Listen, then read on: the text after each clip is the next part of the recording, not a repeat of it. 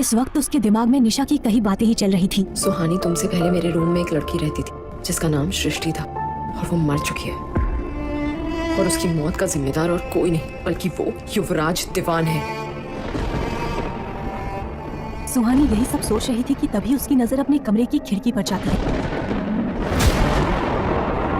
एक पल के लिए उसे ऐसा लगता है जैसे कोई खिड़की के बाहर उसे देख रहा था।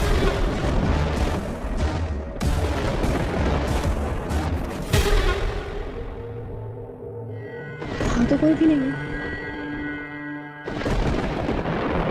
रात के 3 बज रहे थे। पूरे शहर में अंधेरा और सन्नाटा छाया हुआ था। पहाड़ी पर बना सेंट थॉमस कॉलेज बहुत ही डरावना दिख रहा था।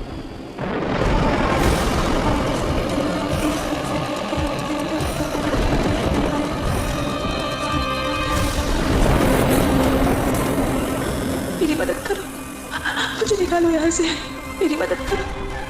तुम कौन हो और तुम यहाँ कैसे फंसी हो? तुम्हें यहाँ से आजाद कैसे किया जा सकता है? इस पेड़ में जो लाल रंग का धागा बंधा हुआ है।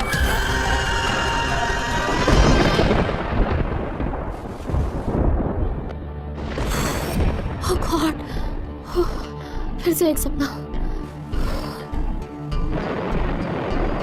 लेकिन सपने में मुझे इफ्राज क्यों दिखे? अगले दिन कॉलेज पहुंचकर सुहानी सबसे पहले कॉलेज के पीछे उसी बरगद के पेड़ के पास जाती है जहां से उसे रोज आवाजें सुनाई दे रही थी। पेड़ के पास पहुंचकर वो देखती है कि वहां पहले से ही एक लड़का खड़ा था। यहाँ पर तो आना किसी को अलाउड नहीं था। फिर ये कौन है? सॉरी सृष्टि, तुम्हारी इस हालत का जिम्मेदार मैं हूँ। ये सुनकर सुहानी चौंक जाती है। वो युवराज की आवाज को अच्छे से पहचानती थी। युवराज सर यहाँ? और वो माफी किससे मांग रहे हैं? क्या निशा सच बोल रही थी? सृष्टि की मौत के जिम्मेदार युवराज सर है? तुम यहाँ क्या कर रही हो? वो मैं आपको थैंक यू बोलने आई हूँ सर। क्यों? उस रात आपने मेरी जान बचाई थी। What do you mean? मैंने तुम्हारी जान कब बचाई? युवराज सुहानी को इस तरह से देख रहा था जैसे इससे पहले उसने सुहानी को देखा ही नहीं हो। सर वो उस रात पुराने रोड पर जब मैं अकेले हॉस्टल जा रही थी और कोई मेरा पीछा कर रहा था। डरो मत, मेरे साथ चलो। तब आपने तो मुझे सेफली हॉस्टल पहुंचाया था। तुम्हारा दिमाग खराब हो चुका है, मैं तुम्हें जानता भी नहीं। ये कहकर युवराज वहाँ से जाने लगता है। तभी सुहानी पीछे से कहती है, मुझे भी वो आवाजें सुनाई देती हैं। कौन सी आवाज़ है? इस पेड़ से आवाजें आती हैं। एक लड़की की आवाज। और क्या कहती हैं वो आवाज़ें? वो मदद मांगती है। अब मुझे पूरा यकीन हो गया कि तुम्हें इलाज की सख्त जरूरत है। तुम्हारा दिमाग खराब हो चुका है।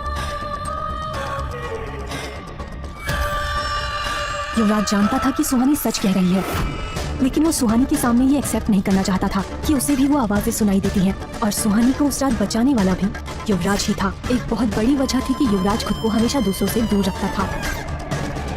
वो वजह क्या थी, ये केवल युवराज ही जानता था। कल रात मुझे सपने में युवराज सर क्यों दिखे? आज भी वो उस बरगद के पेड़ के पास सृष्टि से कुछ तो कह रहे थे। कहीं ऐसा तो नहीं युवराज सर सृष्टि के बारे में कुछ ऐसा जानते हैं जिसे वो सबसे छुपा रहे हैं? शायद विवेक को कुछ पता होगा। हाय। एक्चुअली ना मुझे तुमसे कुछ बात करनी थी। पूछो ना, क्या पूछना? युवराज सर और सृष्टि, इनकी क्या स्टोरी है? कोई युवराज सर में कुछ ज्यादा ही इंटरेस्टेड लग रहा है। अच्छा ठीक है, गुस्सा मत, मैं बताता हूँ। तो सुहानी बात ना करीब 3 महीने पहले की है। 3 महीने पहले निशा और मैंने इस कॉलेज में एडमिशन लिया था। उस वक्त सृष्टि सेकेंड ईयर में थी। सृष्टि निशा की रूममेट थी।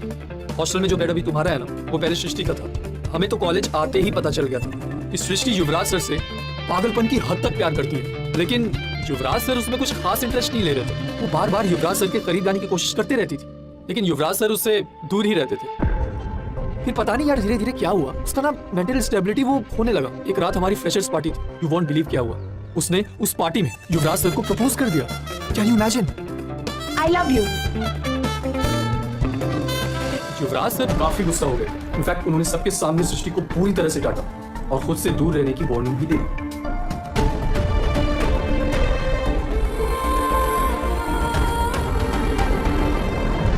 शायद उस इंसिडेंट के बाद सृष्टि कुछ परेशान रहने लगी थी।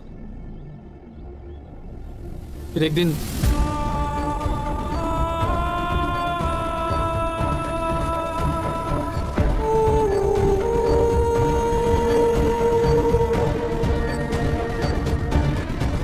सृष्टि निशा की रूममेट थी और उससे काफी अटैच थी and that's why she hates Yuvraj sir. तो तुम्हें क्या लगता है इन सब में युवराज सर की गलती थी? सुहानी देखो, निशा को कुछ बोलना मत, लेकिन मुझे तो नहीं लगता कि युवराज सर की कुछ भी गलती है। यार वो लड़की उनके पीछे ही पड़ गई थी। आफ्टर ऑल वो हमारे कॉलेज के प्रोफेसर है कि नहीं, उनकी भी एक रेपुटेशन है।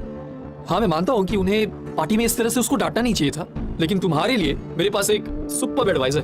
एडवाइस कैसी? देखो आई नो युवराज सर काफी हैंडसम है, गुड लुकिंग है, चार्मिंग है, लेकिन तुम ना उनके चक्कर में मत पड़ना। तुम्हारी वहाँ कोई भी दाल नहीं गलने वाली, लिख के ले लो। क्या हो रहा है यहाँ? हाँ, मेरे पीठ के पीछे। अरे बेबी कैसी हो? मैं सुहानी को अपना लेटेस्ट जोक सुना रहा था।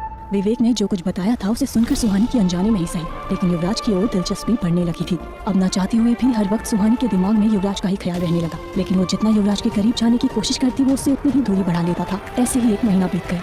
अब सुहानी युवराज को और बेहतर जानने लगी थी, लेकिन युवराज था जो किसी भी लड़की को भाव नहीं देता था, सुहानी को भी नहीं।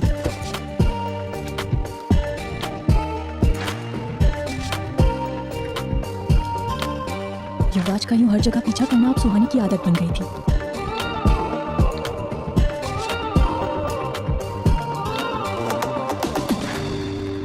लेकिन शायद युवराज को पता था कि सुहानी उससे सृष्टि की रहस्यमय मौत के बारे में ही सवाल करेगी, जिसका जवाब देना उसके लिए मुश्किल हो जाएगा। लेकिन सुहानी के लिए इसका जवाब जानना बहुत जरूरी था, क्योंकि हर एक रात सुहानी को उस बरगद के पेड़ के ही सपने आते थे और वो डर कर उठ जाती थी। उसके सपने बीच में ही टूटने लगे थे।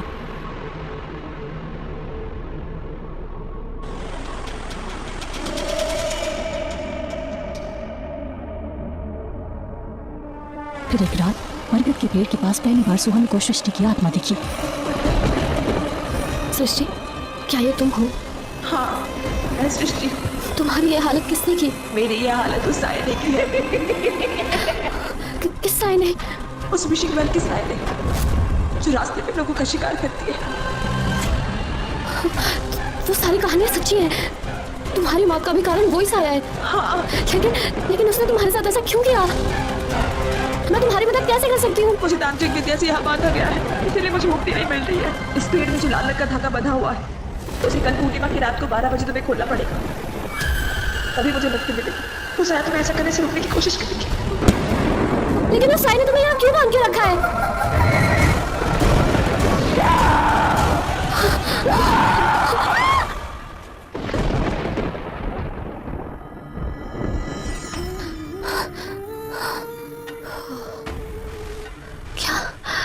क्या ये सिर्फ सपना था, या फिर सचमुच सृष्टि मुझसे कुछ कहना चाहती है? नहीं, आजकल ना मैं कुछ ज्यादा सोच रही हूँ। एक काम करती हूँ, बरगद के पेड़ के पास जाकर फिर से देखती हूँ, शायद कुछ पता चल जाए। क्या हुआ? क्या सच में सुहानी सृष्टि को सुन सकती है, या ये उसका कोई वहम है? क्या हुआ था युवराज और सृष्टि के बीच, और क्या थी सृष्टि की मौत की वजह? जानने के लिए सुनते रहिए ये कहानी।